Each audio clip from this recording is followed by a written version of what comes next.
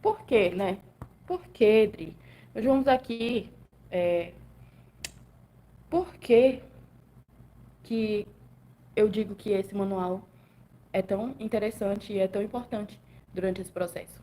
Como eu acabei de falar, eu mesma tive essa experiência de usar o manual como um suporte vitalício, como um suporte constante de quando eu estava aprendendo sobre costura, de quando eu estava naquele processo que não sabia nem como encher a bobina, quando eu não sabia nem como passar direito a linha na máquina, ou puxar a linha da bobina para cima, esse tipo de processo que a gente sempre tem que fazer quando vai usar a nossa máquina, mas que quando está começando é normal que não conheça sobre ele, né? Então tive essa experiência de usar o manual sempre e para mim foi muito útil, foi como uma introdução mesmo ao mundo da costura, uma introdução que eu nem sabia que era necessária, né?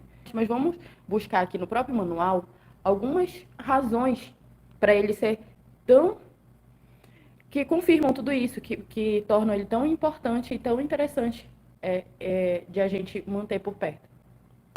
Quando a gente vai, seja na costura ou em outro tema que a gente decide aprender, né? A primeira coisa que a gente faz, eu acredito que até na universidade a gente tem essa experiência. A primeira coisa que a gente faz é ter aquelas disciplinas que te dão a introdução do assunto e que te habituam a ouvir certos conceitos que têm relação com aquela área. E na costura não é diferente. A gente começa se habituando com algumas nomenclaturas, com o nome de alguns instrumentos, é, alguns conceitos, o nome de algumas técnicas que a gente usa sempre. Como eu falei no início, bobina é um exemplo. Existe essa palavra em outras áreas, mas, obviamente, ela não tem o mesmo significado. Bobina na costura significa um objeto, uma coisa específica, mas em outra área pode significar outra coisa. Então, ter esse primeiro contato com os conceitos e conhecer algumas partes e peças e instrumentos e técnicas da costura é muito importante para que você crie uma base geral de conhecimento sobre o que é costura e o que a gente faz realmente quando está costurando, né? Uma das primeiras coisas que o manual te mostra é exatamente isso. Ele te dá ele te permite ter esse primeiro contato com esses conceitos básicos sobre costura e principalmente com coisas relacionadas a partes da tua máquina.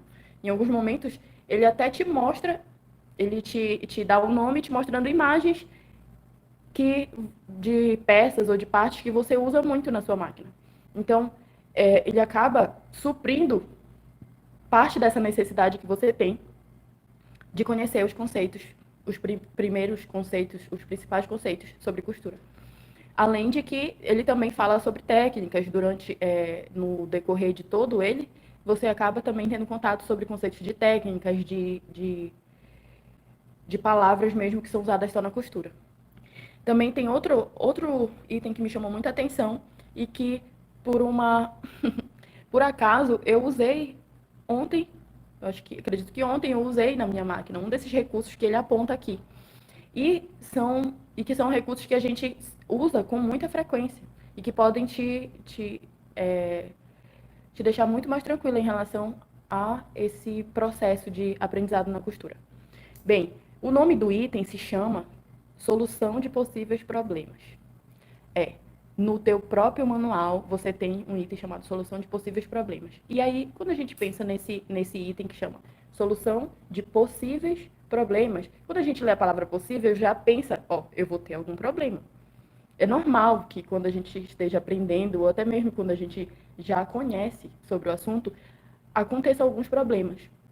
Só que, quando você está começando, quando está ainda aprendendo, ou ainda não conhece quase nada sobre costura,